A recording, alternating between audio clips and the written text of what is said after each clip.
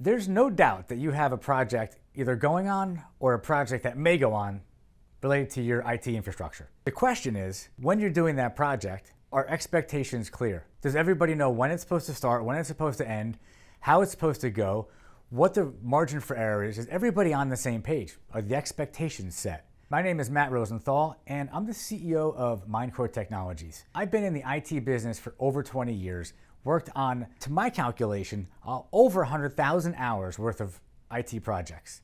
In fact, I've spent so much time on projects that I was able to qualify 10 years ago for a certification called the Project Management Professional Certification. Why does all this matter? Because this video is about setting expectations on projects. You are going to do an IT project. You've probably done one. You're going to do more. Maybe you're going to migrate to the cloud. Maybe you had a project that failed and you had to switch providers. And because of that, now you're not sure how to communicate the expectations with the new provider, how to find the right provider. The key is, when it comes to setting expectations for a project, number one, you need to lay the foundation for the business requirements for the project.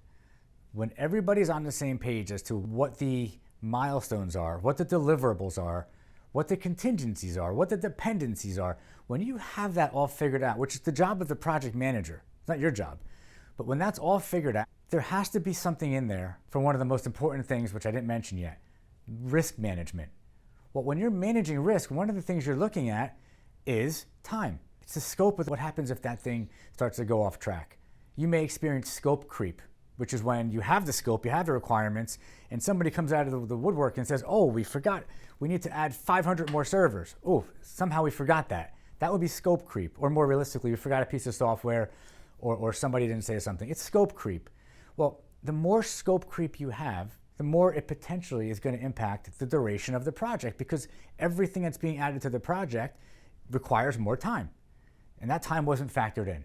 You may be able to work longer hours, work week. It may be a way to get it done and still within that margin of time that was allotted, but maybe not. Maybe it's going to impact the end date. So how do you handle that? What do you do with that? Well, it's actually really simple. And as simple as it is, it doesn't happen as often as it should.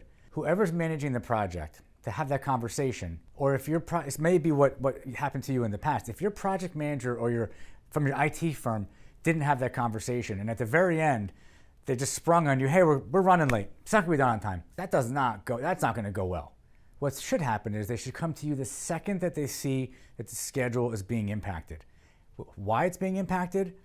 Let you know, look, we have 3 weeks left. It's possible this may not get done because right now we're seeing these things are happening.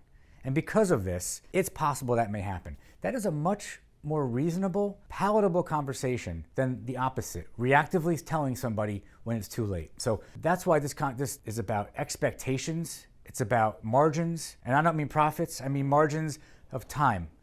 Is there flexibility within a project? So this could happen on any project, and it probably has happened to you.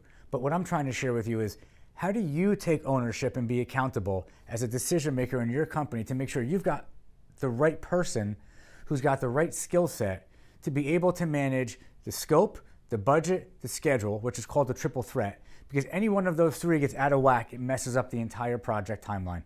And if they can't communicate that to you and you can't strategize, you are going to have an impact. As I mentioned at the outset of the video, our project management experience when it comes to all sorts of IT projects is, if you have any concerns, if there's a project that you're thinking about that you'd like to get somebody in on the ground level to help you develop the scope, develop the requirements, price it out, or you're halfway through and you don't like the way it's going, we've had that happen many times, we've stepped in, reach out and let's have a conversation. See if we can get you to have a win rather than a loss, or a success rather than a failure. That's really what all projects are about. You want every project to be a success, and the way to set yourself up for success is to have the right people on that project from day one.